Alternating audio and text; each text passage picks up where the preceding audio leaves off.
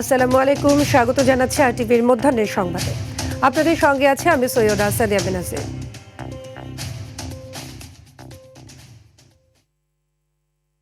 বাংলাদেশ জাতীয়তাবাদী দলের ভারপ্রাপ্ত চেয়ারম্যান তারেক রহমান নিজেই দেশে ফেরার তারিখ ঘোষণা করেছেন।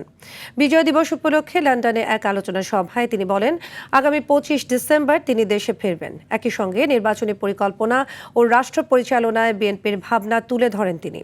আরও জানাচ্ছেন দীপ্ত চন্দ্র পাল।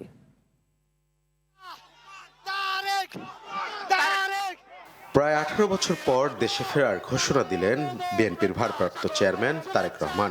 বিজয় দিবস উপলক্ষে লন্ডনে আয়োজিত এক আলোচনা সভায় তিনি বলেন, আগামী 25শে ডিসেম্বর দেশে ফিরবেন তিনি। 25 তারিখে ইনশাআল্লাহ আপনাদের দয়া আল্লাহর রহমতে আমি দেশে ফিরে যাব।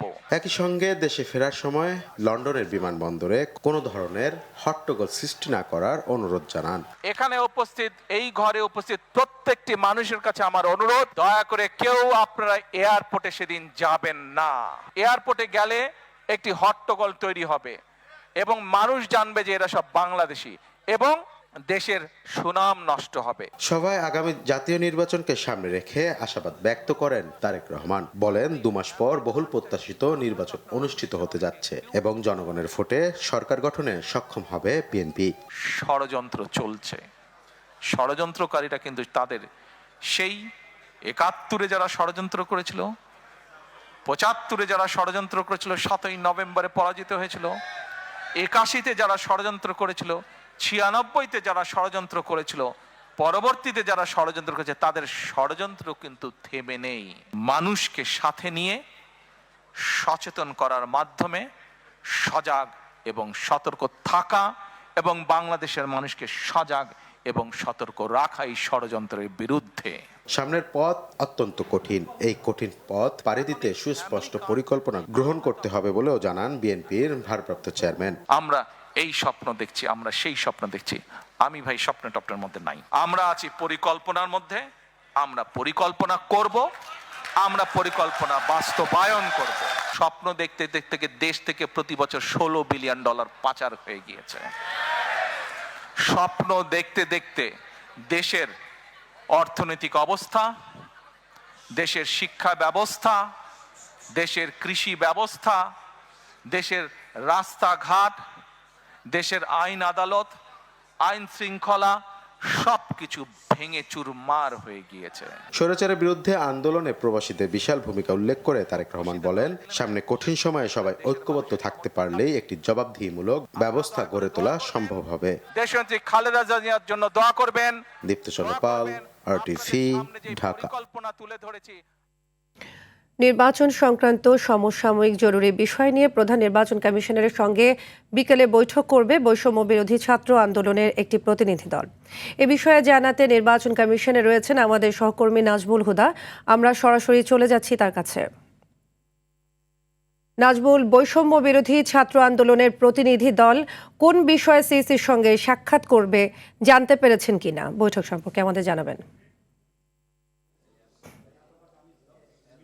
সাদিয়া, বিকাল 4টা নাগাদ বৈষম্য বিরোধী ছাত্র আন্দোলনের সভাপতি রাশেদুল ইসলাম রিফাত সহ তাদের একটি প্রতিনিধি দল নির্বাচন কমিশনে আসবেন এবং এসে এখানে প্রধান নির্বাচন কমিশনার এম নাসির উদ্দিনের সঙ্গে সাক্ষাৎ করবেন।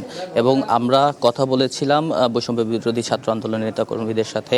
আমাদেরকে তারা জানিয়েছেন যে বিগত 2024 সালের নির্বাচনে আওয়ামী লীগ থেকে অথবা স্বতন্ত্র থেকে যারাই নির্বাচন করেছেন, এমপি প্রার্থী হয়েছেন, তারা কেউ যাতে আগামী যেই নির্বাচন হবে 26 সালে যে ত্রয়োদশ জাতীয় সংসদ নির্বাচন হবে, সেই নির্বাচনে যাতে কোনোভাবেই তারা অংশ নিতে না পারে, সেই বিষয়ে কথা বলার জন্যই প্রধান নির্বাচন কমিশনারের সঙ্গে আজকে তারা সাক্ষাৎ করতে আসবেন এবং বিকাল 4টা নাগাদ তারা সাক্ষাৎ করতে আসবেন।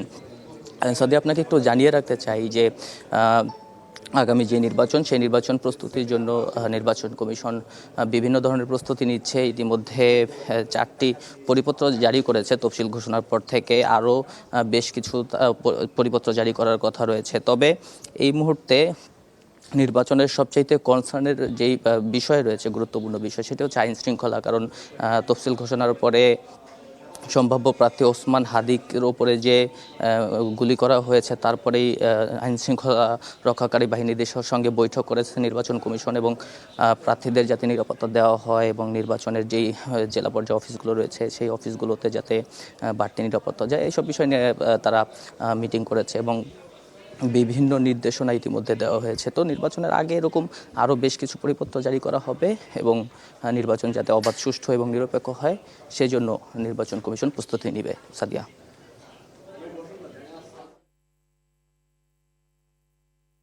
নাজমুল, আপনাকে ধন্যবাদ। ইনকিলাব মঞ্চের মুখপাত্র ও ঢাকা ৮ আসনের স্বতন্ত্র প্রার্থী শরীফ ওসমান হাদির চিকিৎসা সিঙ্গাপুরে সফল না হওয়ায় তাকে যুক্তরাজ্যে পাঠানোর উদ্যোগ নেওয়া হচ্ছে, এমন তথ্য জানিয়েছেন এবি পার্টির নেতা মুজিবুর রহমান মঞ্জু। মঙ্গলবার লন্ডন প্রবাসী আইনজীবী ও ব্যবসায়ী সাইফুদ্দিন খালেদ তার ভেরিফাইড ফেসবুক অ্যাকাউন্টে এক পোস্টে জানান, ওসমান হাদিকে ইউকে নেয়ার চেষ্টা চলছে। তার সেই বক্তব্যটি উদ্ধৃত করে মুজিবুর রহমান মঞ্জু নিজের ফেসবুক পোস্টে লেখেন, ওসমান হাদির বর্তমান শারীরিক অবস্থার জন্য যে ধরনের অস্ত্রোপচার প্রয়োজন তা সিঙ্গাপুরে যথাযথভাবে করা সম্ভব হচ্ছে না। সিঙ্গাপুর জেনারেল হাসপাতাল কিংবা মাউন্ট এলিজাবেথ হাসপাতালে এই অপারেশনের প্রয়োজনীয় ব্যবস্থাপনা নেই বলেও তিনি উল্লেখ করেন।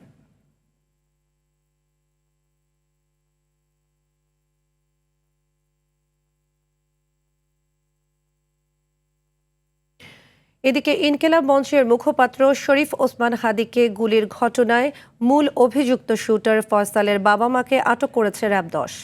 মঙ্গলবার দিনগত মধ্যরাতে র্যাবের লিগ্যাল অ্যান্ড মিডিয়া উইংয়ের পরিচালক wing commander MZM Intekhab Chowdhury জানান, মঙ্গলবার ভোরে দক্ষিণ কেরানীগঞ্জের হাসনাবাদ হাউজিং এলাকা থেকে ফয়সালের বাবা মাকে আটক করা হয়। পরে তাদের মামলার তদন্তকারী কর্মকর্তার কাছে হস্তান্তর করা হয়। এদিকে ফয়সালের শ্যালকের দেয়া তথ্যে ডোবা থেকে হাদিকে গুলি করা অস্ত্রসহ ৩টি অস্ত্র উদ্ধার করা হয়েছে বলে জানিয়েছে বাহিনীটি।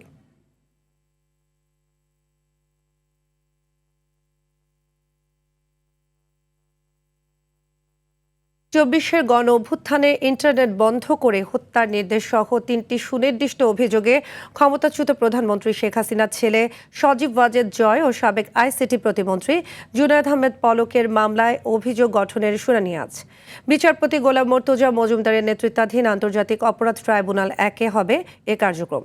একই ট্রাইব্যুনালে আন্দোলনের সময় কারফিউ জারি ও ব্যবসায়ীদের নিয়ে বৈঠক করে হত্যাকাণ্ডে সহায়তা সহ ৫ অভিযোগে আনিসুল হক ও সালমান এফ রহমানের মামলায় আনুষ্ঠানিক অভিযোগ গঠনের ওপর শুনানি হবে। এছাড়া রামপুরায় কার্নিশে ঝুলে থাকা ব্যক্তিকে গুলি করা সহ ২ জন হত্যা মামলায়ও সাক্ষ্য নেওয়া হবে।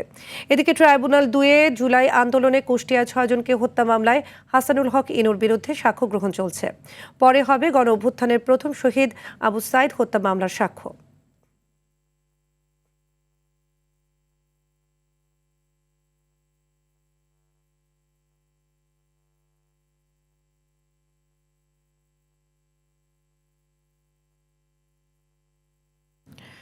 আন্তর্জাতিক অপরাধ ট্রাইব্যুনালে আছেন সহকর্মী GM মাহমুদ, তার কাছ থেকে জেনে নেব মামলার বিষয়ে। মাহমুদ, ট্রাইব্যুনালে আজ মামলার কার্যক্রমগুলো রয়েছে তার সব শেষ কি তথ্য আছে আপনার কাছে এবং কোন কোন মামলার আসামিকে হাজির করা হতে পারে জানাবেন।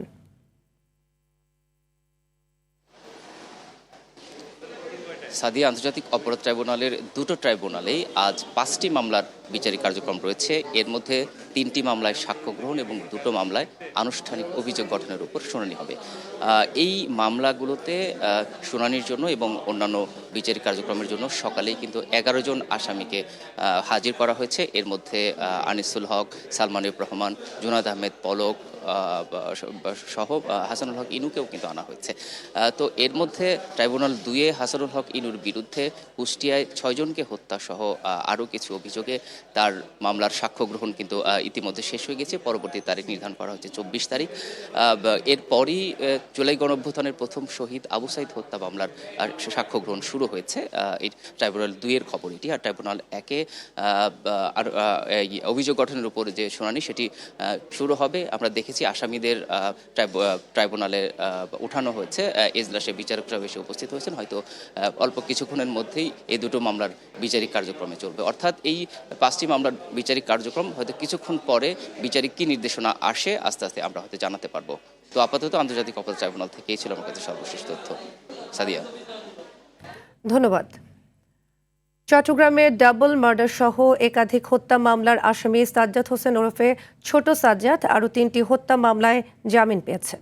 উচ্চ আদালত থেকে জামিন পাওয়ার কাগজপত্র ইতিমধ্যে চট্টগ্রাম কেন্দ্রীয় কারাগারে পৌঁছেছে বলে নিশ্চিত করেছে কারাসূত্র।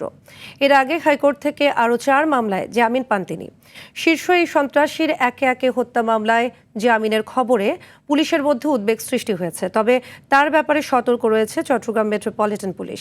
সেজন্য চাঁদগাঁও থানার 2টি মামলায় গ্রেফতার দেখানোর আবেদনও জানানো হয় আদালতে। সাজ্জাদ হোসেনের বিরুদ্ধে 10টি খুনের মামলা সহ 19টি মামলা রয়েছে।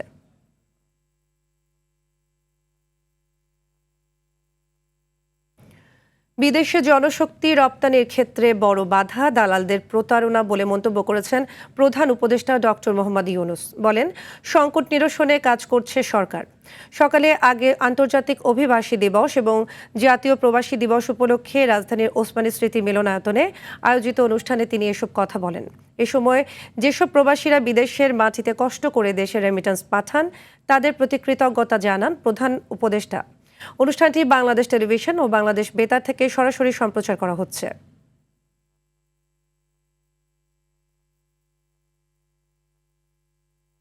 একটা দালাল বেষ্টিত জগৎ। দালাল যে কিভাবে মানুষকে ঠকায় গ্রামে গঞ্জে প্রতি জায়গায়। যে বাচ্চারা আশা করে বসে আছে ছেলেকে কিংবা স্বামীকে বিদেশ পাঠাবে, টাকার দরকার, টাকা জোগাড় করেছে, কারো থেকে ধার করেছে কিংবা গ্রামীণ ব্যাংক থেকে ধার করেছে।